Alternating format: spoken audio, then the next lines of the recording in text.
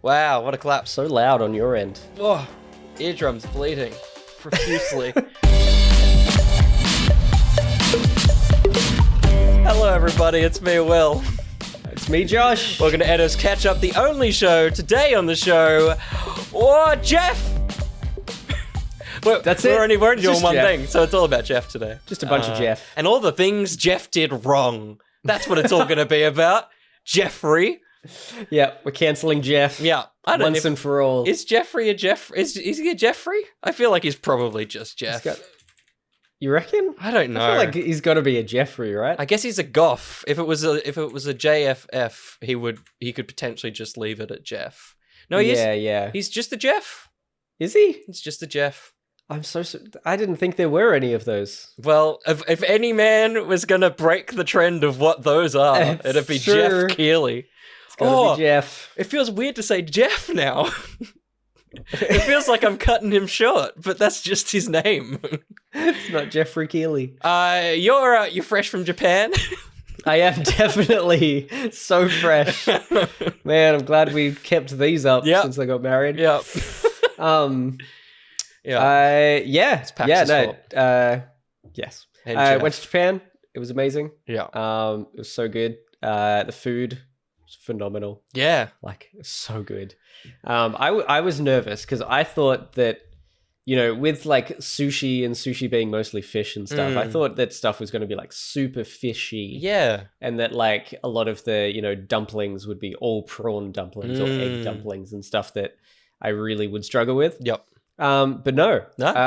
Heaps of pork, Nice. heaps of chicken, like plenty of beef, heaps of lamb. Like it was all so flipping good. Fuck that fish.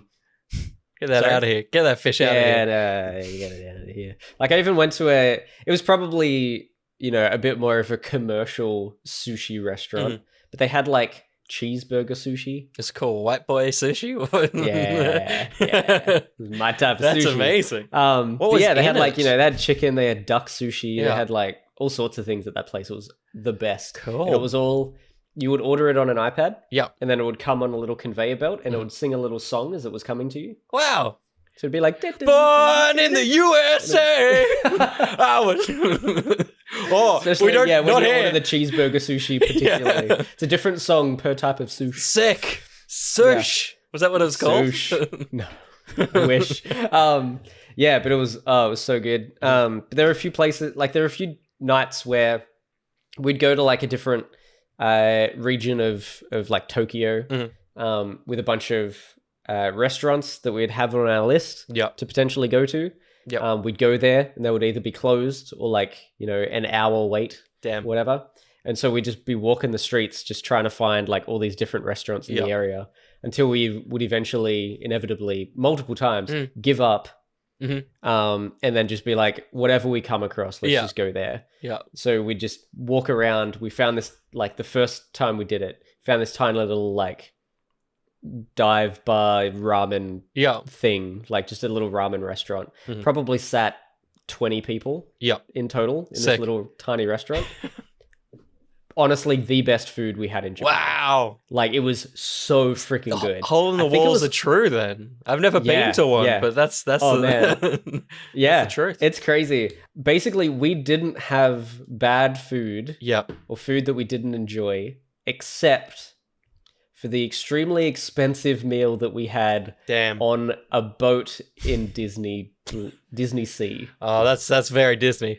It's very Disney for the Disney food to be bad. Pretty much. Damn. So it was almost, it was this big cruise liner that just sits there. And you go into like this super fancy restaurant. It was like basically $100 for a 3-4 course meal, I think. And like, the food was pretty good, but it was also like kind of too pretentious for us. Damn. We were like, we can see that this is probably really nice food, but we don't really care for it. What did Mickey say? It was like, like chicken patés, like cold chicken patés that go with like cold pork or something. It's like bit of juice. Yeah. It's like stuff like that. The dessert was phenomenal. The dessert was perfect. It was ridiculously sweet and amazing. Good. But yeah, the rest was like, whatever. Where we stayed in Tokyo, it was really weird. We stayed in a place in Tokyo, and next door was a restaurant that was Day of the Dead themed. Yep.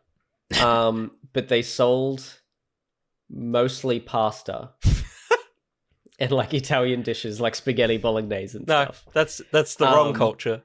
And then towards the end of our stay in Tokyo, we went to a place, I think in maybe around Shibuya or Shinjuku or something. And it was like Italian, and we mostly sold like tacos. What the fuck? It was so backwards. That's amazing. I had no idea what was going on. It was really strange. Wow. How does that even get lost in translation? I don't know. I have no idea. There? It was the weirdest mix-up. Yeah, wow. So the Italian place is selling Mexican, and the Mexican place is selling Italian. Sick. The customer service was phenomenal. Australia cannot compete anywhere. Even in the nicest restaurant, you're not even close to the joy that Japanese people have of serving you at all. Even at McDonald's. Yeah, wow. You know, we got served by a lady who looked like she was probably 75 years old. Did not speak a bit of English at all. But the cool thing about Japan is at every store, they want to work with you with everything that they do. Okay. So they want to make sure that you get the best experience and that they're trying their best to communicate with you and figure out what you want. So like even at Macca's, they have the entire menu with photos of everything printed and stuck to the counter so you can point to what you want. That's sick. And then when they're like, you know, what drink would you like? They just point to the drinks, and there's all the drinks there, and you just point to the ones that you want. Good. And they're like, okay, cool. It just works. Like it's so good. It's almost like ordering on a computer. But it's you talk to a person still. But yeah, the person that's doing it all. It's great. They care a lot about their food, and they want you to either like enjoy it now or get it to a fridge. Because if you can't get it into a fridge in time, it'll like melt and fall apart. Yeah. But they give you a fridge. Can you get? They're like, can you get to a fridge within an hour? But that's a lot of English to have to know outside of basic English. Yeah. So they just have laminated booklets of phrases that they might have to ask you specific to their store. That's amazing. And so they just like flick through this like binded booklet of things that they've just bound themselves. Yeah. And they just point to it, and you're like, and they're like, we should all have those. Yeah. I got like, you know, arigato gozaimasu is thank you so much or thank you very much, whatever. They would say that everywhere all the time. You walk out of a restaurant. Yeah. Honestly, every staff member will say that when they hear one of them saying it. Wow. They will come and like make themselves visible to you. Yeah. The kitchen staff. Wow. Will all run to the door or to an opening in like a window or something. Yeah. And yell like arigato gozaimasu to you. Amazing. When you leave. Wow. Like that every single person. We had a waiter who was like our main waiter serving someone else. Yeah. And when we left and paid and people said arigato gozaimasu, we were walking out. He just ran out of the store waving to us. Oh my God. To say it because he was serving someone else and had to finich up. Yeah. And still wanted to say thank you to us. It sounds like a person with social anxiety's nightmare. A little bit. I want to leave. Yeah. It was crazy. Yeah. And then That's like wild. I went to I think I was in a bathroom in either, I can't remember if it was Tokyo Disney, Disney Sea or Universal. Yep. But I went in. And there was a janitor in there who was like, he held your dick. He thanked me when I walked in. He was like, "Wow, hi, arigato gozaimasu!" Like walking into his toilet. Thanks for making a mess. You've given me a job today. Like he was so stoked. Wow. And the bathrooms are phenomenal. Bidets are the greatest thing. Yeah, okay. Are you going to get one installed? We've discussed it. We've honestly discussed the idea of getting it. Wow. We really miss them. They are the best. That's crazy. I bet I'd love it because my ass is just raw at all times. Yeah. So that's, wow. It's really nice. It's nice to have it cleaned and then you wipe and there's nothing there. Yeah. All you're wiping up is just water. It's the dishwasher for your anus. It is. That's so cool. It's the best. Like, wow.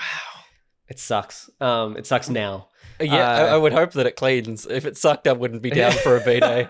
Be like, oh, yeah, didn't ask for that. But there's also like there were so many other functions too. Yeah. Maybe like, there was one that just sort of like sprays everything.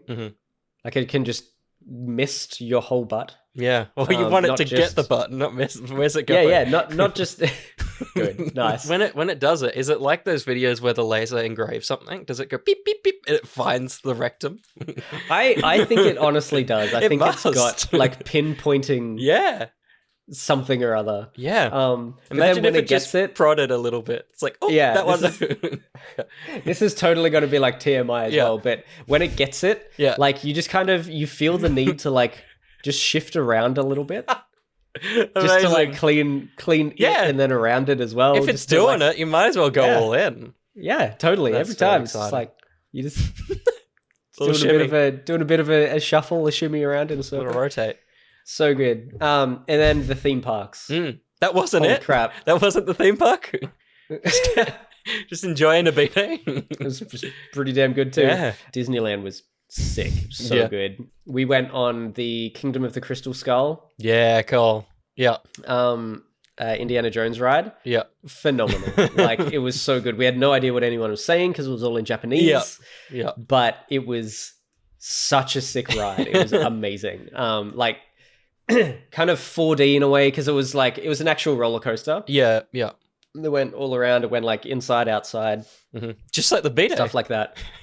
Yeah, exactly. It's phenomenal. Inside, outside. And like, there would be animatronic indies. Amazing. Like just around and like yelling things. Cool. And he'd look like a man. Like, he'd just look like a dude who's like yelling stuff. It's just like the real Harrison Ford. He's just the dude that yells stuff. He's just there. Yeah. Like we came around and he's like hanging from a rope. Yeah. And he's like yelling and pointing behind you. Yeah. And then you see a big stone. Sick. Like a big, the boulder. The big boulder going towards you. Yeah. And the cart starts going backwards. Yeah. And then the entire track drops. Amazing. And then like you just go straight down. Like it's almost, more than a 45-degree angle as this rock goes just over the top of you. Yeah. And you drop down underneath the track where you just were. Sick. Like, oh my gosh, it was nuts. The actual theme park itself, like where you walk in to the main area. Yep. It feels like you're in like Italy.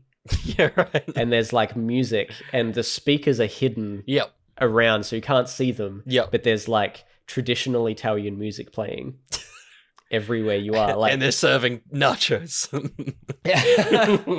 Exactly. But yeah, and it's like, you can't hear where the music is, but it's just there. It's just around. And there's like phenomenal, like lake where there's a huge show at the end, which went for like 20 minutes. Yeah.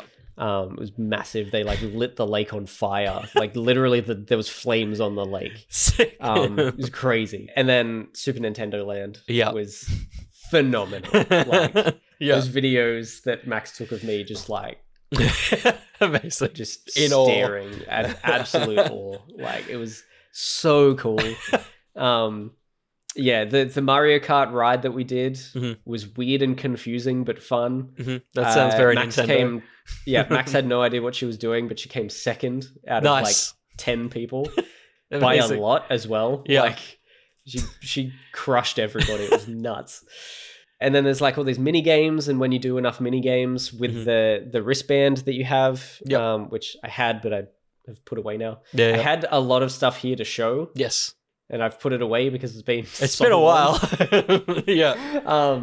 But yeah, the wristband, we bought one between the two of us. And yeah, when you do enough mini games, you can go over and do like a big set of games that you can only do if you've completed three or more of the mini games. Yeah. And it's like Bowser Jr. has stolen something and you have to get it back. Yep. There's a part where the bricks start like changing size. Yeah.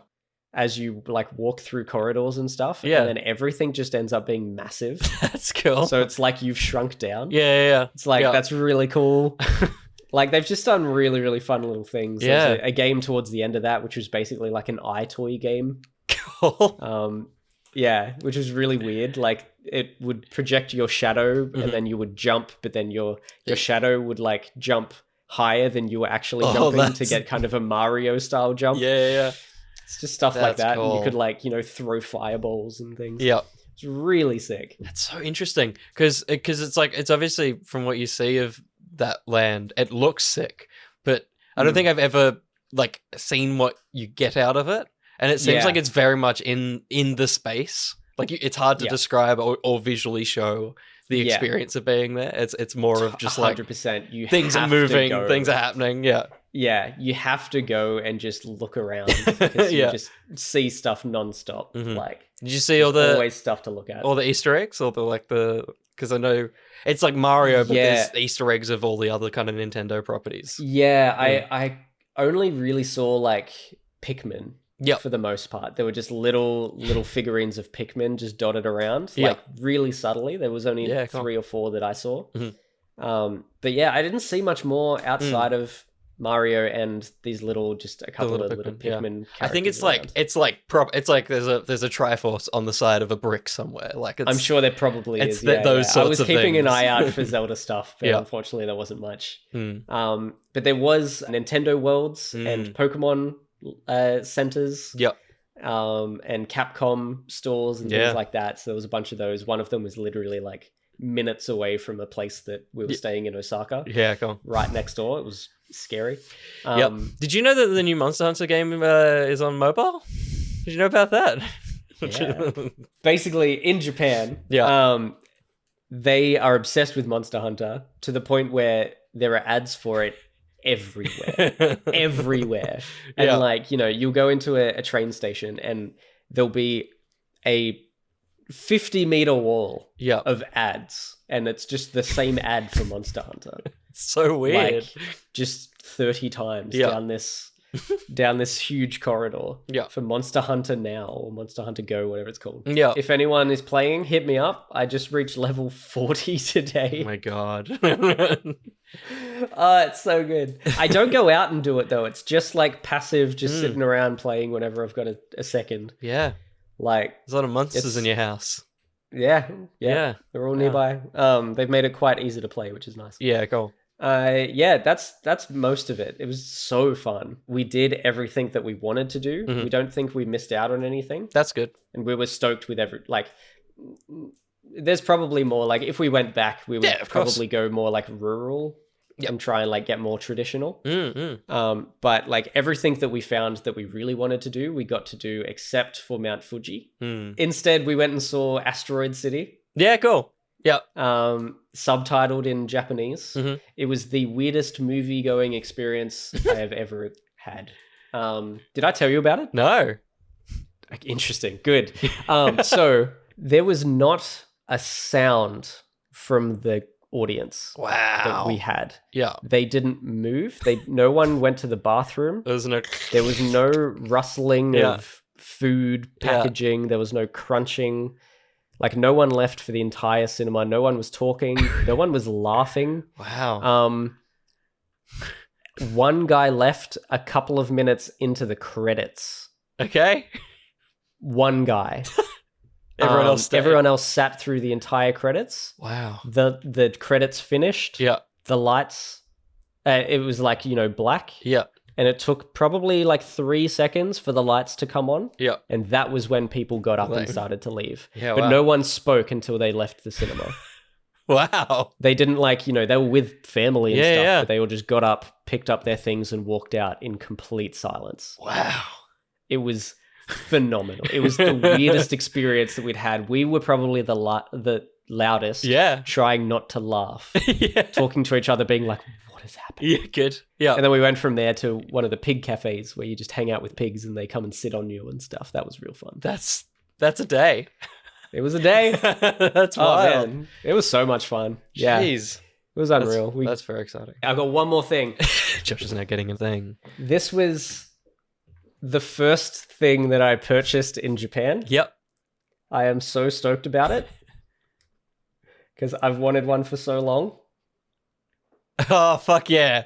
I got an automaton or whatever. Finally. Yeah. I mean, I won't hear it, but Damn, I think the batteries are dead. That's a shame. that's very cool. But yes, I finally freaking got one. So stoked about it.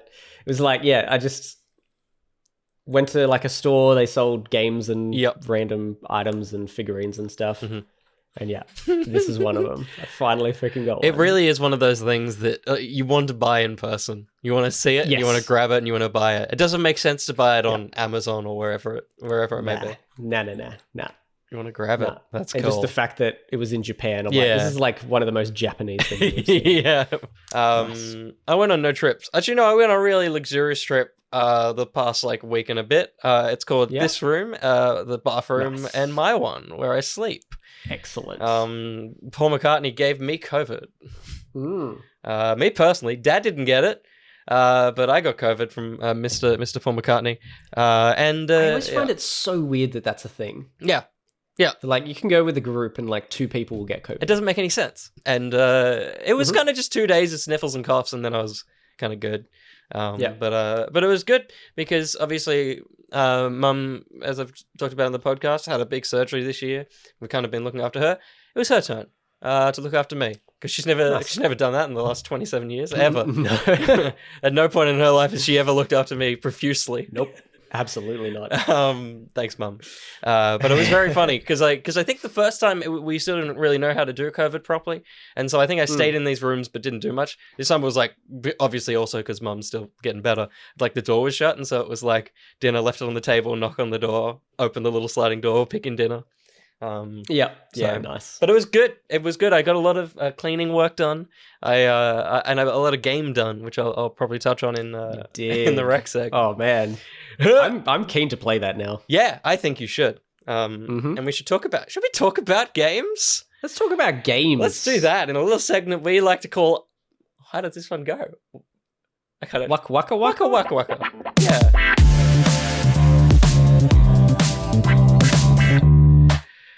Welcome to news. There's no news here. Well, there is, but we're not in this setup. If you're watching this visually, this is useless. We don't need to be here. This morning, our time, Jeffrey, formerly known as Jeff, announced all the awards from henceforth he's Jeffrey. I don't care what his parents think. No. He announced the Game Awards. Very good. Very exciting. We obviously are professionals in the video game industry. Many years under our belts. You wearing a belt? I'm not. Yeah, I got a belt. You got a belt? I took mine off when I got home because I was like, let it out. So that's fair. I shouldn't. I got a new fridge today, so I had to wear clothes for the delivery, man. I see. I usually take them off. Like, oh, you're here? Evan Almighty it. Amazing. We are professionals, and so we are going to go through the categories, and I'm logged in, so these are going to be the actual votes for me. Again, being professionals in this industry, we know what we're looking at here. Absolutely. So this is the best esports event, recognizing an event across a single or multiple days that delivered a best-of-class experience for participants and the broadcast audience. Or Evo 2023. I bet that's cool. That's probably pretty good. Yeah, it looks the coolest from the photos I'm looking at. It does. It's actually got the audience in the photos. Yeah. Which I feel like is good for the participants and the audience that's true, there, which they're talking about. They're included. Well done, Evo. So, Save card. Well done. You won. Great job, everybody. Well done. That's true. These are all the picks and also winners, so you won't even have to watch the show on the 7th, Josh. That's right. We've got it. We've got you covered. We've got best esports coach. Yeah. There's a lot of people there. Christine. We've got Danny. Potter. Zonic. Gunbar. Nice. And Hom. I like that I was going to go by their first names. The least interesting part of these people. Christine, Danny, Jordan. Remy, looking at this list of people. Now, I've watched all of these games that these people are involved in. Christine Potter Chi is actually holding a prize. She's already won. So is she the best because she's potentially won this? That's true. And yeah, it's also ease of access. She's already holding the trophy. We might as well. Yeah. Congratulations. Just give it to her straight up. Christine. Sorry, Hom. Yeah. Sorry, Hom. You're the runner-up. You're the runner-up. You're the winner in our hearts, but you're not the actual winner. No. Best esports team. There are 3 holding trophies. 4. Ooh. Okay. So then is it that Fnatic, who haven't got to grasp a trophy, do they have to hold the trophy? They are. Ooh. I'm okay with that. Yeah, I feel like they're lacking in these photos. Yeah. We can let's give them an award. There's a lot of esports. There is, which we're experts. We love obviously. esports. We know exactly. We know all of these people. We know Zywoo. We do. We know Faker. We know Demon One. We know Hydra, Ruler, and Imperial Hull. That's shit names, so not him. We've got some trophy holders. Best esports athlete. I feel like, if you tried to kill Hydra, 2 more would come in his place. Yeah. So I feel like he can't be beaten. That's true. He needs to have the win, I feel. He's the strongest. Best esports game. Oh, here we go. This one we're real. We know our shit. Counter-Strike 2, Dota 2, League of Legends, PUBG Mobile, and Valorant. Now I can't believe PUBG Mobile is the choice here. Not just PUBG. No. But the mobile version of the game. Yes. As I've seen at the many PUBG events I've been at, they no longer have PCs or consoles on the desks. They just give them phones. Just everyone's got an iPhone 6. Yeah. And they're just cramping. They're cramping on that thing. That's right. Do we give it to PUBG Mobile for existing on this list? I think it's an achievement. I think so too. PUBG Mobile, congratulations. PUBG Mobile. PUBG Mobile. Now we get into it. We know these ones. Content creator of the year, Iron Mouse, People Make Games, Quackity, Spreen, and Sfricker. Now listen. I feel like the second one, People Make Games, shouldn't be in this category because these are content creators and games are not content. They are products. So I feel like PMG has been disqualified. I was going to say the opposite because they are the ones that reported on, so they make a lot of YouTube content on controversial game related things. So they're not playing games like probably the rest of these people are. Idiots. Making actual interesting information, and they're the ones that reported on all the crazy stuff happening in Roblox. I'm going I'm being legit now. I know. Well, I was also going to be let's break character for a moment. They are actually the only one that should get voted for. Just in general. Their content is phenomenal, and they actually dig deep, do actual journalism. Yeah. Putting them in, when I was going through this, putting them in this is and no news network is good, but it's like putting the BBC in here next to Rhett and Link. It's what the fuck are you doing in here? Totally. Yeah, 100%. So yes, People Make Games. People make games. Yes, they do. They do, and they've content. They've won. They've taken it home. Most anticipated game. We got Final Fantasy, that number, the Rebirth. We got Hades, whatever that number is. We've got Like a Dragon Infinite Wealth, which is the one where you can have your ass out on the beach. Hell yeah. We got Star Wars Outlaws, and we've got Tekken 8. What are you excited for, Josh? I would probably, out of all of these, the one I would probably play is Star Wars Outlaws. Yeah. But I feel like the actual winner will be Final Fantasy VII Rebirth. Yeah. Yeah, totally. The first remake of that. Yeah. That was huge. Went crazy. And people were just itching for the rest. And I want to play it. Yeah. Yeah. I legitimately would like to play the original and this, remake the and one. this. Yeah. First remake and this one. Is this the rest of it? They split it in two, or is this is it going to be more after this? I don't know if I don't know about that. Yeah. I'm gonna check that because for me, when I look at this, Hades was such a huge hit as well, the first game, that Hades 2 could potentially take this as well. But I don't know how many people that fell into that weren't like hardcore gamers are keen for more Hades. I think Hades was a lot of people's favorite games and was like, I've played Hades now. I don't need another one. Whereas, Final Fantasy fans, they're up to like 16 or 17 and they're like, yeah, I'll have more. So this will probably do well. Is it the last? It's the middle. It's a trilogy. Of course it is. I expected that. Revealed by, Kitase, to encompass a trilogy between remake, its sequel, and a third final entry. Yeah, makes sense. But to bolster to bring up the votes, we'll go Star Wars Outlaws because we want it to win.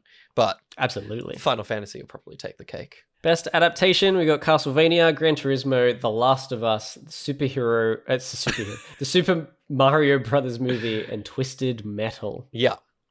Crazy that there's 3 PlayStation adaptations in this. Crazy. I honestly think that Mario will probably win. Like I'm thinking either that or The Last of Us. Yeah, because my thing with The Last of Us is people are shitty. And people will just be like, there's people that hate The Last of Us in general because of the second game. And then there's people that are like, why did they make The Last of Us? Whereas like a baby might log in and be like, Mario. Yeah. Because I know a lot of adults were like, Mario movie was fine, but it wasn't great. Yes. Yeah. But yeah, I mean, look, Last of Us of these, and I haven't seen Castlevania, like pedigree wise, it probably should be the winner, and you're right, it probably will be, but it'll be between that and Super Mario. But I've heard good things about the Castlevania animes as well. Yeah, I've heard they're really good. But anime, who cares? Well done, The Last of Us. I love Twisted Metal, but you can't be on the list with The Last of Us. Come on. Best multiplayer, we got Baldur's Gate 3, Diablo 4. Oh, there it is. Party Animals, Street Fighter 6, and Mario Bros. A Wonder. I have played Party Animals, so... Yeah, fair. I have played 3 of these. I played Diablo. Actually, I haven't played a Party Animals. I've watched people play it. That's true. I've never actually touched it. Yeah. I've played 2. Diablo and Mario Brothers Wonder. Love Mario Brothers Wonder. It is very hard. Oh, interesting. It's a really hard game. There's a star rating on levels. Yep. And for like difficulty, and it is quite accurate. Yeah, interesting. Like it's quite good. Like once you start getting to difficulty 4 and 5, it's like friggin' be ready to be there for like half an hour. Oh, wow. Everybody loves Baldur's Gate, so I feel like that's going to win. It's going to be the... what was the one that swept everything last year? I can't remember at the Oscars. But whatever that was that kept getting awards. It'll be that one where it's like, just let someone else win, you bitch. Pretty much. But yeah, I would guess Baldur's Gate or Mario Wonder. But in terms of a game that you had a multiplayer experience with, I know you're multiplaying Mario Bros. Wonder, but you multiplayed Diablo 4. We did do Diablo 4, and it was quite good, quite fun, quite seamless in its ability to kick you in and out of a game. It's just very dreary as well. Mario Wonder is just constantly like surprising. Yeah, I think I'm going Mario Wonder. Okay, best multiplayer game. It is. Best sport racing. Oh, hell yeah. Esports. I'll leave this to you. Esports, fuck 24. F1 23, Forza Motorsport, Hot Wheels Unleashed 2, and the Crew Motorfest for the best traditional and non-traditional sports and racing game. Hot Wheels being very untraditional. This is tricky. I don't care about the first 2. And I haven't played the other 2 at the end. And I actually haven't played any of these. I feel like Forza Motorsport is probably the right one to pick. It's probably the best one. Yeah, it's the most functional Forza games are always great. Yeah.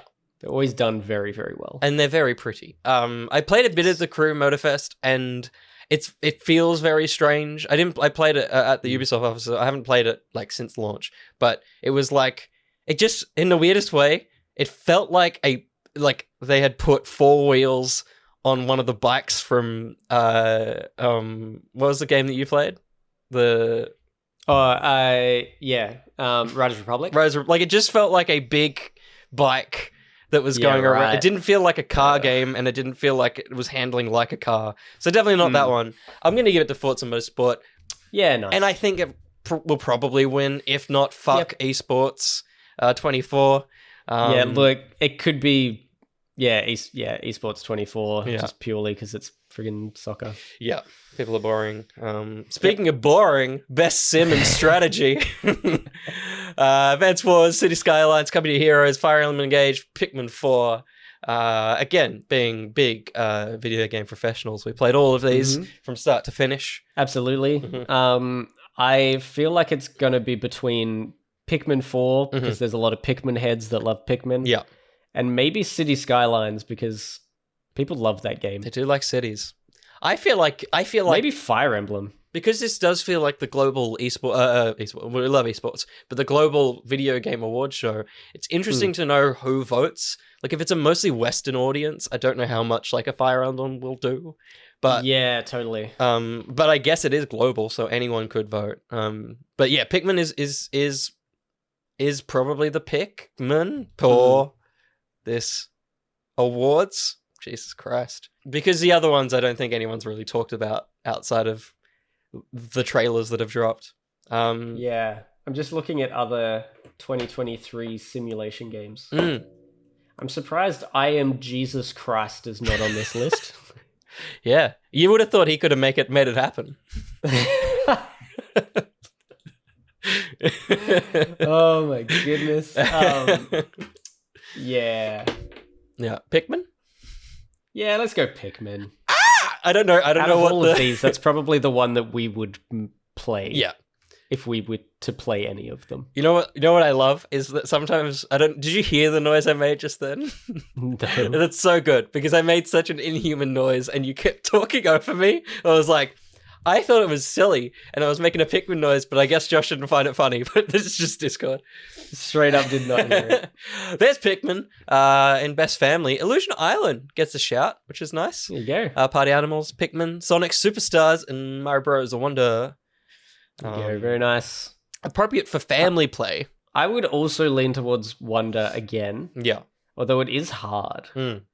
So maybe it's not great for like kids, but then they've got the mode where it's like all the Yoshis are invincible, plus that other random extra character that they added who looks weird. Yes. Party Animals, definitely a great game. Yeah. We built a family this year around that game, so maybe that's our pick. As much as we always try and look at the friggin' category description, people go family Mario. They're not looking at what this is actually about, which is family play. But but let's try and give Party Animals a bit of a leg up because best fighting. We've got God of Rock, which I don't know if I've heard of. No. Mortal Kombat 1, Nickelodeon All-Stars Brawl 2, 9 out of 10 from IGN. I believe, somehow. Pocket Bravery, and Street Fighter 6. Wow.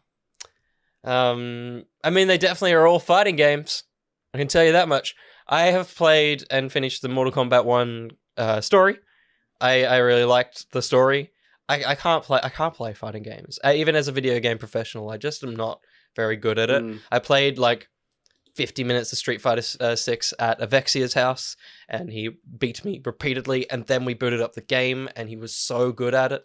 Nice. And there was one time I got half of the match, and I could feel him tensing up and being pissed off, but just underneath my name, it was like 12, underneath his name, it was like 12 consecutive wins. And I'm like, dude, I can have half a match. It's okay. You're still going to win. It's very pretty. Like, I will give it, both Mortal Kombat 1 and Street Fighter 6 are very, very pretty games, and I like the painterly aesthetic of 6. And I think 6 has a bigger community, at least behind it as well, which maybe is nice for fighting games. Yeah. Of these, it has to be Nickelodeon All-Star Brawl, because it did get a 9 out of 10. It did get a 9 out of 10 from IGN, so it's probably got to be that. It's got to be that. Absolutely, yep. I would say it might be Street Fighter 6, I think, if I was looking at this. I would say that too. Best Rupka! RPG. Baldur's Gate, Final Fantasy, That Number, Lies of P, Sea of Stars, Starfield. It'll be Baldur's Gate 3. This is like the one place that Starfield appeared as well. Yeah, and it's which is surprising. Yeah, it's crazy that they dooched it. Yeah, changing the landscaping of gaming. By turning up once. Yeah, it's not even the only game with the word "star" in its name in this list. It's true. There's nothing unique about it. And the other game, I've played a few hours of and love it. Yeah, phenomenal, beautiful game. But it won't win. It's not going to win, sadly. It's Baldur's Gate. It's got to be Baldur's Gate easily. There's no way it won't win. But I have heard good things. Our vote will go to Sea of Stars just to give it a leg up. Nice. Yes. But very good. Baldur's Gate 3 is going to win. This one we can actually talk about. We can. We got Best Action Adventure, Alan Wake 2, Marvel's Spider-Man 2, Resident Evil 4, Star Wars Jedi Survivor, and The Legend of Zelda: Tears of the Kingdom. My mouth opened in an attempt to do the theme, and I couldn't remember it. Nice. I haven't played Alan Wake 2 yet, and I've been told it's the game of the year, so I kind of would like to get around to it. Yes, yeah, me too. I loved Jedi Survivor. I liked it, I think, more in retrospect. I hated it when I was playing it, but I was like, oh, that was a better experience. Like, there was more going on, and there's some cool action. I don't think it should win. Honestly, I think Zelda should win this one because it won't win it in the best of the year. Totally, yeah, 100%. I love that Spidey always rocks up like every time it's made, and I'm like, come on, bro. Spider-Man has turned up in so many of these categories. Yeah, like we're getting to the point in our list now, like in the categories where it's in nearly everything from now on, except for like indies. Yes, yeah, and I agree. I just don't think it's just, like I loved it. Yeah, I had a great time with it. I don't think it was the best action adventure. I don't think it had the best sound design. No, all of that stuff. It was all good. Yeah, it just can't win. Yeah, it was fine, but it didn't break ground anywhere. Yeah. Zelda. Congratulations, Zelda. You won. Yeah. Here. Only here. Only here, I'm sorry to say. Best action game. Give it a Gus Runner number 2. Yep, there it is. There's also Armored Core, Dead Island 2, Hi-Fi Rush, Remnant 2. Look, I would probably also vote for Ghost Runner 2, even though I haven't played either of them. I think Armored Core is going to win. Yeah. That popped off. People for some reason, like people were just absolutely addicted to that game, as if they'd played all of them. Which I think this is the first game in like decades. It's like PlayStation 1 or something. It was something like that. Like, it's ridiculous. Dead Island 2 being on here is wild. Like, it's insane. How is there no other action games? Yeah, it is absolutely ridiculous. Like, it didn't do well, did it? No. Look, the only thing I just keep thinking about it is it took what was an open world game and it became level based. It was go into a world, clear it, and move on, which is crazy that they changed it that dramatically. Okay, my apologies. Armored Core was a decade ago. Armored Core 5. Yeah, right. Was 2012. Yeah, okay. So that's the PlayStation 1. Definitely. Yeah. And Hi-Fi Rush, love you, but you're not the best action game of the year. No, you were pretty fun. Yeah. But you took me a few comeback twos to actually get through. Same for me. Yeah. You own this console. VR. Yeah. Best VR/AR. We've got Gran Turismo 7, Horizon Call of the Mountain, Humanity, Resident Evil Village VR mode, and Synapse. I say you own this console because 4 of them are PSVR exclusive or at least time release. Yes. I would love a Humanity one just for how weird that game is. That would be super strange. That's the dog game for anyone that can't remember it. You know, the trailer had a little dog and there's all the weird men. And like hundreds of humans running around. I do want to play it. I've heard good things. Yeah. I think Resident Evil Village is going to win. It's mummy mode. It is. They chose the image for this very purposefully. 100%. But I have played Horizon Call of the Mountain, and I've played the intro like 5 times, and I love it. I need to play more to get past where I keep getting up to. Yeah. But it is gorgeous. Yeah. Like it's so beautiful when you're in there. A tall neck walks over the top of you, and seeing that in scale is unreal. Like it is ridiculous. I'm excited for you to come over at some point to play it, or maybe I can sneak my PSVR up. That would be sick. And give you a go up in Sydney this year, but it was amazing. It was so good. I want to give it to it because, like, as much as Resident Evil will probably win, it's existed. Horizon's a new thing. Gran Turismo's existed, and we haven't played Humanity or Synapse, so give it to Horizon. Yeah. There you go. Best mobile game. Where's PUBG? What the heck? This is where it belongs.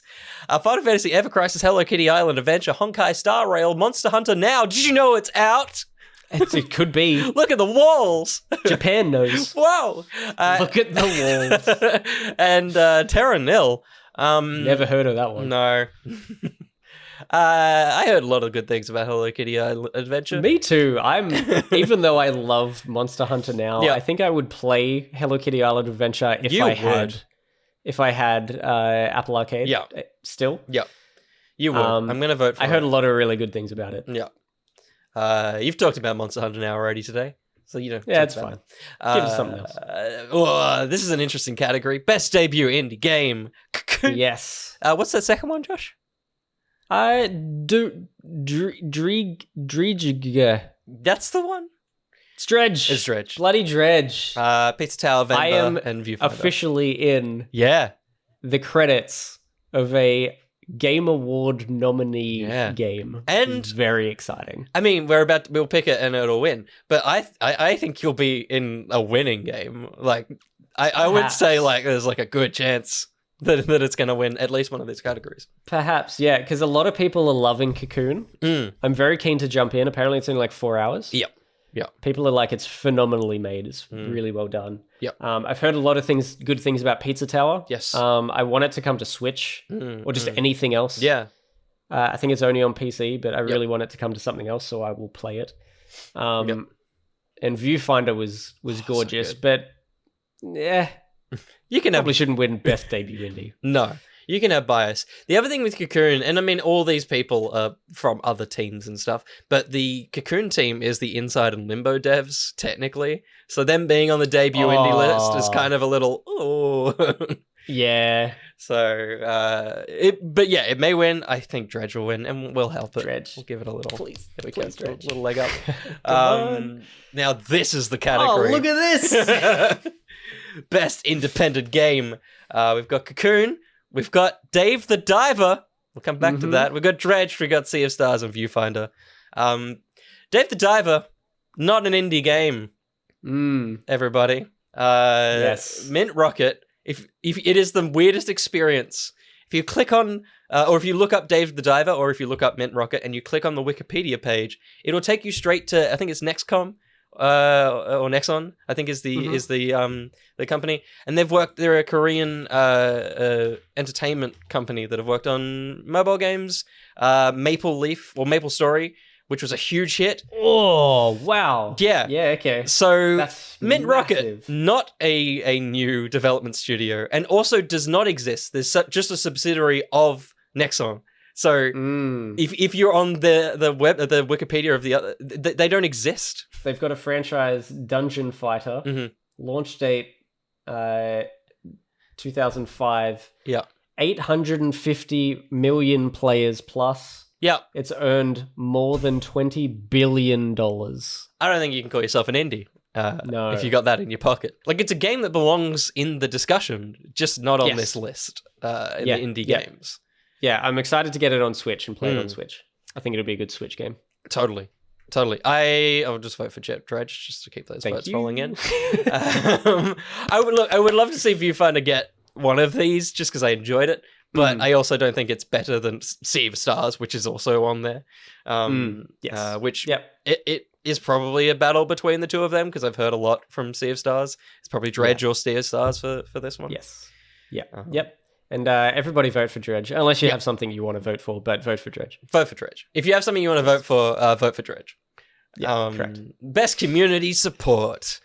We've got Baldur's Gate 3, Cyberpunk, which I love being on here because it's just because they kept fixing it. It's not even community support. They just released a broken game, much like No Man's Sky, which is also on here, and just kept making it better. Yes. So good. Destiny 2, who of course supported their community by firing like 60% of their employees, and then Final Fantasy as well. It's an interesting because like face value, I would think Destiny 2 just because it's a live service game that's ongoing, or Final Fantasy. Like one of those two is probably it. But then... Yeah, I don't want to give it to Destiny, though. No. Because we don't want Bungie to win things. No. And I also don't want to give it to Baldur's Gate. Because it just being on this list makes me think it's going to win. Yeah, pretty much, yeah. It feels like an auto win. I've really enjoyed Cyberpunk, and I think it's... Looking at what's the thing? Recognizing a game for outstanding community support, transparency, and responsiveness, inclusive of... responsiveness, the game's like 2.5 years old. I don't think Cyberpunk technically should win on that that thing. But, and game updates and patches. Yeah. Which they did a lot of. Did they do that. They did a few. And turned it around, because people love Cyberpunk now. Yeah. Will loves it. There you go. That's pretty huge. I feel like them getting you on side, they supported me. That game. Yeah, I think it deserves. We'll give it to it. I think it deserves the win. Congrats, Cyberpunk. I hope it wins out of those. That or No Man's Sky, because I know that they've done a lot to that game and that people still really love it. Yeah, but it's going to be Baldur's Gate. It'll be fucking Baldur's Gate. Cyberpunk being on best ongoing is so funny because it's only ongoing because it was broken at launch. Yeah. That's the only reason you're here. It's so funny. Apex, Final Fantasy, Fortnite, Genshin. Yeah, and Final Fantasy I feel like is on there because people dropped off a lot of other MMOs like World of Warcraft. Yeah. And then joined Final Fantasy 14. Yeah. Like that was where they ended up. Yeah. I thought Fortnite had dropped off because I hadn't heard much about it, and the people that we know are not playing it much, so I haven't heard much about it. But apparently, like this week or last week, they beat their record for most concurrent players or something, because I think it was because they released their original map. Yes. Yeah. They've gone back to OG is the latest season. Yeah. Yeah. Which I feel like all the maps are basically the same. Yeah. I don't get it. It's the only one on this list Cyberpunk, love you, but you don't win this fucking category. I'll give it Fortnite. Fortnite wins. It's still here. It's still holding on. That's it. I wish I'd played more. I haven't played the Will games this year. I can't comment on this, despite being a gaming professional. Games for Impact, Space for the Unbound, Chance of Sanaa, Goodbye Volcano High, Cheer, Terra Nil, and Venba. I don't really have... And this one sucks to fake vote on. These are legit. One of these games in particular is one that I want to play. Yes. And it's in my wish list, and I will potentially be buying it soon. Yep. And actually playing it on PC, because I think it's only on PC, maybe. And that is Chance of Sanaa. Okay. I've heard really good things on the Filthy Casuals pod. Adam Knox talked about it very, very highly, very briefly, but very highly. He loved it.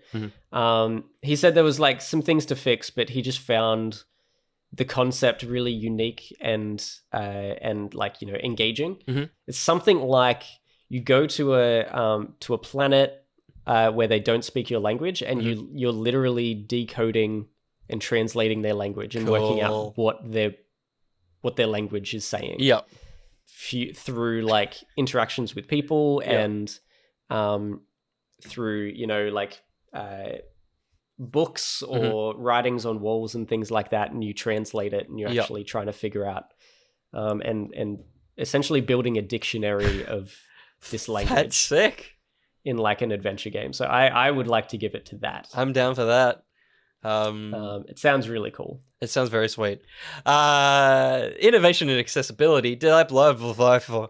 I'm very tired. Forza Motorsport, Hi-Fi Rush, Spidey, Mortal Kombat, and Street Fighter 6. Spider-Man 2 has a lot. Like its accessibility menu is huge in a pretty impressive way. Yeah, I've heard really good things about the Spidey one. I would not be against giving it to Spidey purely because that's out of all of these games, it's probably the one we kind of enjoyed the most. Yep.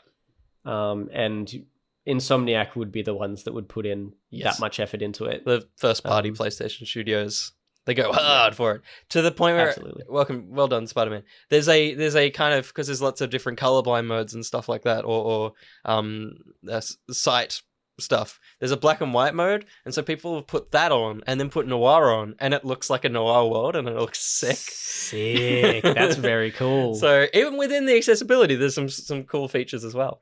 This list is so funny. Interesting. Best performance for voice acting. So we got Ben Starr, Final Fantasy, Cameron Monaghan. Yep. Star Wars Jedi Survivor.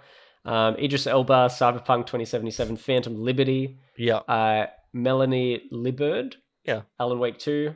Neil Newbin, Baldur's Gate, and Yuri, of course, Spider-Man. And I know Cameron Monaghan is also an actor, but he's kind of done a lot of voice. Putting Idris Elba on this list feels wrong.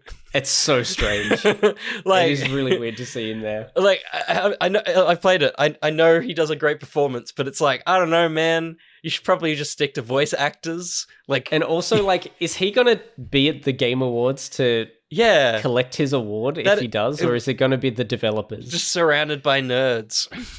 Like, it's it's so strange. I also think Cameron Monaghan is a bad pick. Like, he's vanilla as all. Like, he does the job of being Cal Kestis in a Star Wars game, but in terms of a performance, I don't think there's anything there. Like, even in the world of Star Wars characters, I have no emotional connection to Cal Kestis. Like, I have more of a connection to the characters I can't remember the names of compared to him. It's also funny that he's holding a lightsaber and he just looks like an idiot.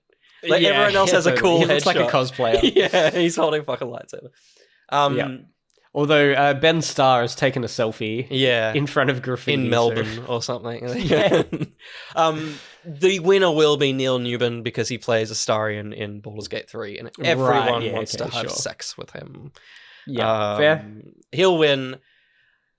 I don't just settle that. I kind of want to give it to Idris Elba because it's funny. Because I haven't played that game. I don't know if he deserves Baldur's Gate 3 guy. Yeah. We can give it to Idris. I'm going to give it to Idris. I love you, Yuri, but you're doing. If you didn't get one for the first game, you didn't do anything new here to win for that one. Speaking of things that you thought about. Yes, but for a game that's not freaking on here, mad about it. We got Best Audio Design, which is Alan Wake 2, Dead Space, Hi-Fi Rush, Spider-Man 2, and Resident Evil 4. We said Spider-Man 2 shouldn't win. Yeah, but looking at this, it's Spider-Man. Yeah, works. Yeah, Hi-Fi Rush is fun. It's got good music and stuff. The whole game is based around audio. Though. Yeah, like, well, but it's like putting a musical in this category. It's like, of course you did it well. It's the one thing you had. Yeah. Although, Stray Gods messed up a bunch of their audio by having random voice lines be different volumes. I wonder if it would have been here if it hadn't been for all those problems. Possibly. Maybe. Possibly. I've heard Dead Space is a very atmospheric and it brings you in. And Alan Wake 2, I think, has a musical in it from what I've seen. Does it? Yeah. Oh my goodness. That sounds amazing. I would have assumed Alan Wake would be phenomenal. I feel like horror games like Dead Space and Alan Wake would be very, very good because they've got a lot of deep, squelchy sounds. Love a squelch. I will just point out that Diablo 4, no matter how much Ben, Matt, and I spoke about the audio design of Diablo 4, it should have been here. Yeah. Because the sound design in that is deep and dense and thick and incredible. That's crazy it's not here. Yeah. That's crazy that Spider-Man's here. That's so silly. Swap it out. Let's vote for Spider-Man, but call it Diablo. So good. I'm going to give it to Alan Wake, and I think Alan Wake will probably take it for this one. I reckon so, yeah. There we go again. Score and music, Alan Wake 2, Baldur's Gate, Final Fantasy, Hi-Fi Rush, and the Tears of the Kingdom. I've heard that Tears of the Kingdom backs off or uses a lot of the same music as the first I think game. I think it potentially does. Mhm. Yeah, I'm fine with not giving it to Zelda this time. Yep. Hi-Fi Rush, it had some original music, but I don't remember it. yeah, it's not super memorable. Yeah. Fine with not giving it to that. Yeah. But Look, then I haven't played any of the other games, Yeah. and I have no idea. So I'm gonna give it to Final Fantasy because all those games have those sweeping, amazing scores. So That's I true. assume it has one as well. Yep, good call. Again, though, people have put hundreds of hours into Baldur's Gate. Maybe it has a lot of music and a lot of good music. It may win. And Alan Wake has lots of music in it. Yes. Art direction. Best art direction, we got Alan Wake, we got Hi-Fi Rush, we got Liza P, Mario Brothers Wonder, and Zelda. Zelda copied itself. Yep. So I'm not going to give it to that. Mario's a mood board of different ideas. I don't know if it's good art direction. It's just a lot of art direction. Yeah, totally. Yeah, Mario's always a bit of a mess of art in like a fun way. But Hi-Fi Rush, I would lean towards Hi-Fi Rush because it does feel like a Saturday morning cartoon. I feel like out of all of the visuals in the other games, it will date, like out of the last remaining games that we haven't ruled out yet, it's the one that will age the best. Because the other two are trying to be more realistic. A little less stylized overall. And it's maybe Liza P would do okay. But it's also the one that I think, like, in terms of it being the important part of the game, I think it's the part that doesn't fail at any point in the video. Whereas, like, sound is sometimes a bit too much, and sometimes mechanically it falls apart. But it's like visually, it is always impressive and very cool. Yeah. And it's just very cool, like the way they've, a lot of things in the world are like beating and moving to the beat of the song, so that you constantly have the reminder of the beat that you're meant to be fighting to and stuff like that. Like it's very clever, and that's all done through art and animation and stuff. So Hi-Fi Rush, I hope it wins, just because these other games are in other categories, and I want different games to win different categories. Yeah, and animation is in that list as well. Yeah, and it's the most like cartoony, fun art direction. So. Totally. Best narrative: Alan Wake 2, Baldur's Gate 3, Cyberpunk, Final Fantasy, and Spidey 2. Not Spider. Not Spider-Man. It was fine. Like, I'm gonna do it because it's the only one on here that we've actually played. I want Phantom Liberty to win because I fucking I loved it, and I loved the whole game, and I loved the DLC. It's gonna be a tough battle between Wake and Baldur's Gate, I think, because Alan Wake is apparently a very good, tight, weird package of a story. Yeah. But Baldur's Gate is an RPG, so there's just a lot of story. Yeah. So it'll be a hard battle. And it just really sounds like it did push to like next level RPG now. Yeah. Like just the fact that you can do anything and it will just adjust. That's insane. That's huge. It may be Baldur's Gate. It'll be interesting if recency bias of Alan Wake does a lot of work here, because it is the more recent of the two. But yeah, it'll be interesting. Game direction. Fuck off, Spider-Man. Alan Wake 2. It's all the same game. Yeah, we don't have to keep saying it. Game direction. Maybe Mario for this, like, in terms of outstanding creative vision and innovative game design. Yeah. Because, like, Baldur's Gate, maybe Baldur's Gate because of the story thing, I guess, maybe. Because in terms of game design, that's pretty huge to be able to do almost anything. Yeah, that's true. That's true. Game direction and design. They've designed it very, very well. Like, the fact that it adjusts. Yeah. It's like the design of the game and the narrative adjusts to what you're doing. Totally. It may have to be Baldur's Gate. It may have to be. That's the first time we've given it, and we haven't played it, but it deserves this one, I think. It probably should. And then we're here. Game of the year. We got Game of the Year. We'll do one each. We got Alan Wake 2, Baldur's Gate 3, Marvel's Spider-Man, Resident Evil 1, Super Mario Wonder, Tears of the Kingdom. I couldn't go any lower. Bye, Spider-Man. Bye-bye. Not Spider-Man. We haven't played Resident Evil. No, I haven't played Alan Wake, but it's one of the first two games. Will be the winners. But of Mario and Zelda, what would you pick? Zelda. Yeah, for sure. Zelda is, It's so good. It's still game of the year. Yeah, it is definitely mine. Mm-hmm. I think it's such a strange one because I've just heard so much good stuff about Alan Wake 2. But in the year when Uncharted was in this list, Overwatch won because everyone fucking loved and everyone was multiplaying Overwatch. And so I just think it'll be a similar thing where it's like Alan Wake 2 is maybe an impressive single player thing, but the community around Baldur's Gate 3 will just fucking rock it and make it win. Yeah. The other thing with that is also like sometimes, maybe not for Switch, like maybe not for Mario, but with Uncharted, like it's console exclusive. So I don't know. It's gonna be Baldur's Gate 3. I would vote Tears of the Kingdom. I'm happy to put our vote into Tears of the Kingdom for sure. Sweet.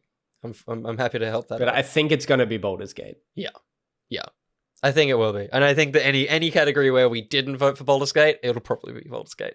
It probably, absolutely, 100%. There's our list. Dolphin, I know you love to do all the work for the YouTube and Twitch people you watch. If you could put that into a list so that everyone can look at that, that'd be awesome. I'm just kidding. Yep. We can do it, but I know that you were doing it along with listening and watching to this podcast. So just hit enter. Thanks. Thank you. Yeah, just so we know how many we got wrong. Yeah, give us our bingo card. I want to see. Jesus, it's a long podcast, but we've been away. This is like a month and a half of podcasts that you've missed out on. So that's right. Right. We can do maybe a quick rec. Quick rec. If you remember, this goes like that. Rec. That goes like this. Is the order of those words. Welcome to the Rec Sec. This is where we wreck things very quickly. We've both seen the latest Marvel film, The Marvels. We have. MCU, they've done it again. 3 women and a woman director. What's this shit? No, you fuckwit. It's an awesome film. It's so good. It's so good. Like Max, who, not much of a feminist. Yep. She's like, this movie, awesome. Not like that. No. It's just a plain old fun, like romp, and people. All the main characters are women. Yeah. Who cares? It's directed by a woman as well. It's so fun. It's like, like I don't want all Marvel movies to be like this. I like a Guardians 3 in there and a bit more serious and what. But like if most of them were this, it would be awesome. Yeah. Like I would, because it's crazy how much this film is kind of like just fun action and stuff, but is also doing stuff for MC. Like it's actually it's progressing 3 characters. It's pushing one of them into a new space that will change, and it's pushing another one into another space, which is like pushing the overall arc of the current phase. Like there's but it doesn't feel annoying. It doesn't feel like it's doing all those things and it's a mess. It's just it's so tidy for a 90-minute film. It's so good. And it doesn't feel like huge either. No. Like, it doesn't feel exhaustingly massive. Yeah. Like a lot of Marvel has tried to push. It feels like even though it's, it feels grounded even though it's in space. Yeah, we got 3 planets. Yeah. 3 and Earth, 4 planets. It's cool. Yeah, but it just feels so simple and fun and easy. It does a lot of like weird and fun creative things. Yeah. Like there is a short musical in the middle of it for some reason. Yeah. It's weird. Big ups. More of that. Really, really good. Go see Marvels. Please, give it your money. Do it. Yes. Unless you are a sexist and hate things. In which case, don't see it because you've already made your mind up. Because you suck.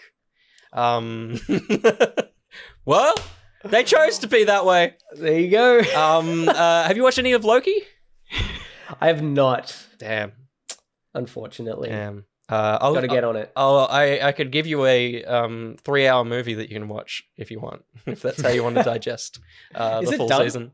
It finished on Friday.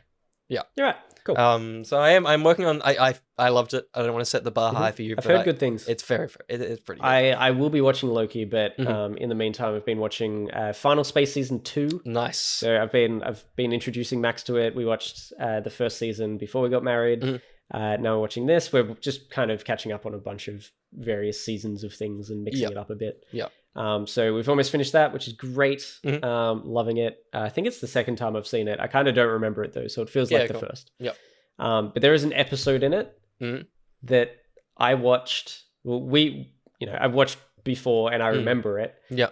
And then we watched together. Max fell asleep, and I usually would pause it and start playing a game, but I remember loving that episode so much that I didn't and watched it again. Yeah. And both times this time I had a tear. Wow. Because it's just so intense. Yeah. Like the story by the end of it is amazing. It's cool. Beautiful story. It's really cool. Can I say I actually had like a few moments of tears when I watched the Marvels for the first time, just because it was just like so good. Like I was after so many shit things this year, like every time it did something really nice and really well done, I just like felt goosebumps, and I was like, "Huh, I missed this." Like it felt like it was 2018, it was Phase 3 again, and everything was just nice and bubbly, and I'm excited to see a bunch of cosplayers make the dress. Yeah. We watched Only Murders season 3. Yeah. As well. Yep. Great season. Which of the Bigfoot triplets did? I've got it all memorized. It will be my number one song on Spotify Wrapped. It is undoubtedly. That's so funny. That's great. Max loved it, especially from a musical theater background. Yeah, totally. She just thought it was phenomenal. Like the songs were phenomenal. She loved it. There was some things she's like, nah, that's not how that works. But it's no obviously ghosts? just dramatized for the thing. Yeah, no ghosts. Damn. We're really into like true crime stuff. Yes. And a lot of things about cults. So on our honeymoon, we watched How to Be a Cult Leader. Sick. Which is narrated by Peter Dinklage. Cool. And it just goes through 6 episodes, I think 5 or 6 episodes. Each episode is focused on a different area of cult leadership and where those cults failed. But then Peter Dinklage is like, so this is how you can not go down that road. So it's an actual how-to. Yeah, pretty much. Like, it could work for people. Yeah. But yeah, that was really fun. And then directly after that, we watched one that I'd watched about half of, but never finished. So we watched all of it. Yep. Called Wild Wild Country. Okay. Phenomenal, documentary about this, basically like they kind of refer to it as a sex cult, that was trying to essentially run Oregon, all of Oregon in the United States. Yeah. They moved from India because the Indian government was coming after them to try and shut them down. So they quickly bought land in a remote town in Oregon, essentially took over the remote town of Oregon, where it was basically just like retirees that were just moved there to retire and die, and then they were just overrun by a sex cult. Jeez. It's crazy. They did some phenomenal work though. Like they basically bought a desert and were able to make farms there, and like wildlife came back and stuff. Like they did phenomenal work. Like legitimately really interesting infrastructure and stuff like that. It was crazy. Wow, they built like an airport on where the cult was. Wow. Like in the compound and stuff. Like they did crazy things. They just should have had less sex. But they were also just they were just very very nuts. Yeah. We also don't entirely understand what they were for, what they were doing. What they there was a lot of sex, but they kind of didn't talk about it all that much. Yeah. But there was just a lot, like the people that they interviewed were still really into it. They weren't like, oh, that was actually really bad. They're like, no, I would still be there. I'm out, but actually, Yeah. Like it got shut down, which is why they're not there anymore. Yeah, right. But they would still be there if they could. Jeez. It's crazy. So it's a really good one. It's been on Netflix for years. Like at least 6 years, I think. And 2 nights ago, Max sat me down because she likes horror movies. She wanted me to watch The Babadook. Wow. That's an interesting one. Have you seen The Babadook? No. Man, it's a good movie. Yeah, okay.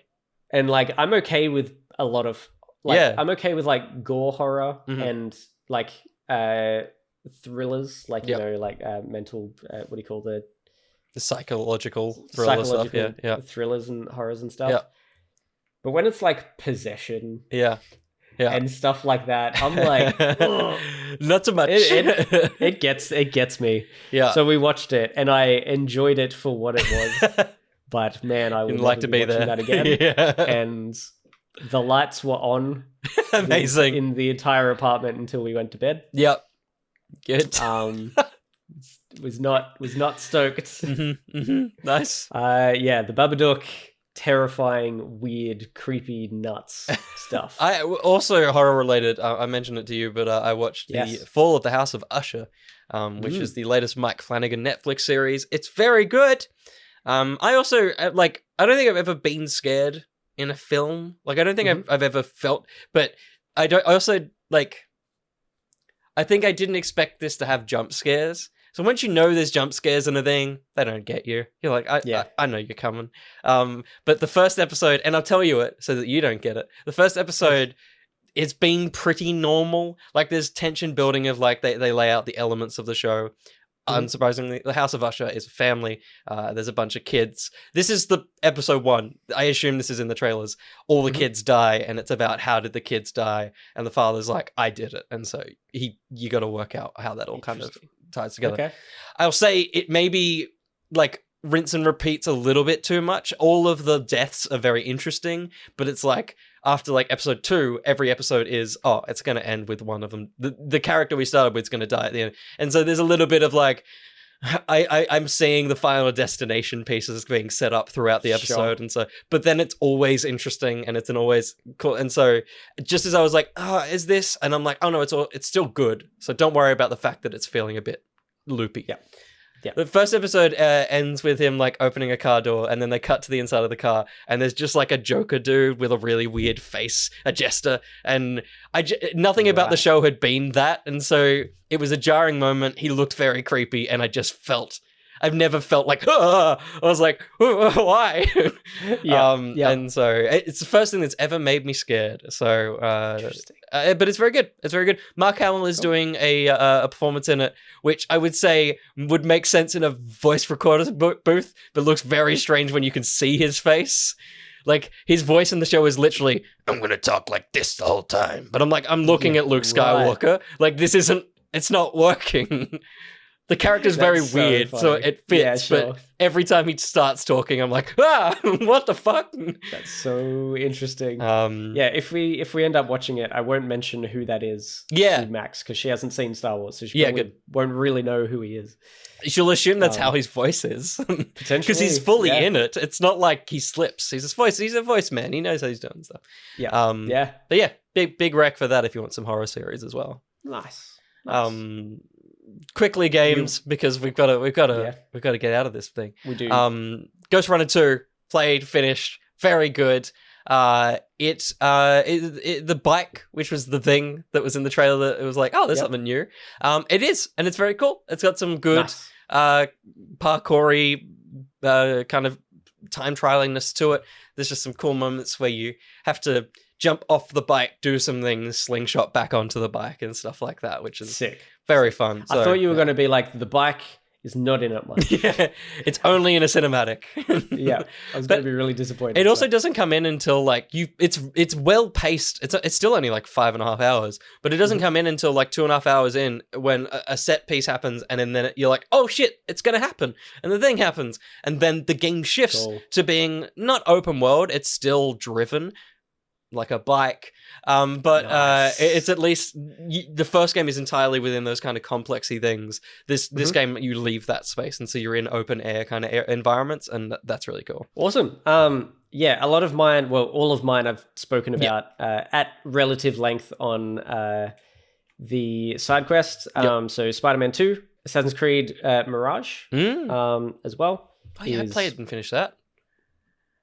I forgot I played and finished that. I did it in like 2 nights, so I forgot that I did that. Right. Wow, you smashed through it. Yeah, I love it. How great is it? It's really fun. It's just an I'm old really game. enjoying it. Yeah. Yeah, so I'm I've just started like the last Yes. thing. Yep. So I've got all the It's all side funneled things. in. I've pretty much done like most of the side quests as well. Yep. Yeah, that's pretty much it. Mhm. And you've got some games on the horizon. I do. Horizon VR. Hey. Nice. So I do want to get to that. Yeah. There's a few. Did I write them? Oh, I don't think I wrote them down. Mhm. There was a few I wanted to go back to and play. I did not write them down. That sucks. That's all right. The The podcast doesn't need more things in it. Yeah, that's true. But I'm just for my own good of remembering what I want to play before the end of the year. Like I want to play Cocoon. Yeah.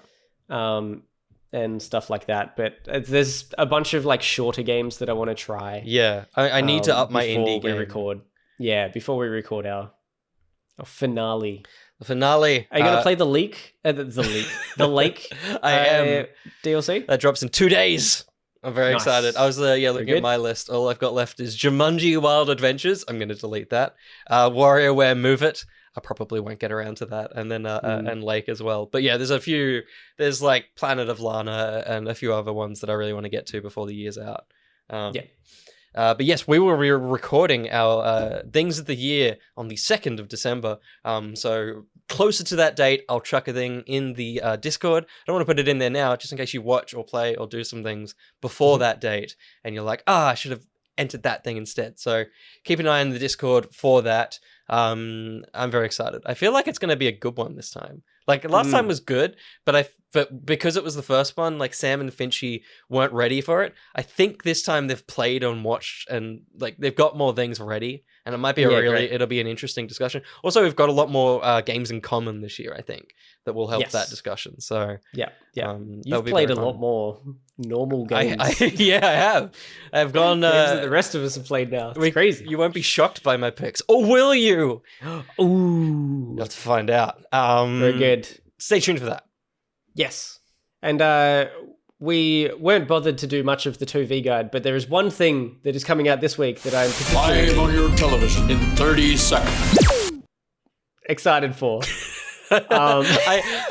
It's been a long time. I didn't think it was just going to work. I thought there was a moment before that happened. That was great. There's one thing that I am excited for. Yeah. It comes out on Friday, and it is Scott Pilgrim Takes Off. Oh, wow. This freaking Holy week. Crap. I'm so excited. Wow. I'm also particularly excited because I have nothing planned this weekend. Nice. Yes. That's very exciting. I didn't realize it was this week. Very good. Yeah. So yeah, most of what Max does is watch Netflix, and then when she's not watching it, it just comes up with all the scrolling titles of things. Yep. And that keeps popping up, and it's like coming Friday. So is Josh. It's crazy. Oh, yes. So yeah, it's the 17th. Yeah, cool. That's very exciting. Yeah. Sick. So keen. That's it. That's the only interesting thing coming out this week. That's right. If you're not wanting to watch Scott Pilgrim on Friday, you can watch our Spider-Man 2 podcast, which will be dropping then. And we wanted to do a 50-minute record today. Mm-hmm. Been recording for an hour 50. Technically, we're still correct. It's true. It's just an extra hour. There's still 50 in there. There's still 50 in there. Oh, man. Thank you, everybody, for holding the fort while we didn't have this catch up. Yes. Thank you to Ben and you for doing some side quests in the meantime as well. Yes. They've been very Done a good. few. It's good. Thank you, everybody. We'll be back. I'm not going to say same time next week because who knows what time that will be. But we will be back next week with some news. Ooh. At the start and also at the end, like we usually. But also some extra news. Yeah. So sit tight. It's going to be some stuff. Keep your hands and legs indoors at all times. I've been Will. I've been Josh. Good night, everybody! Bye!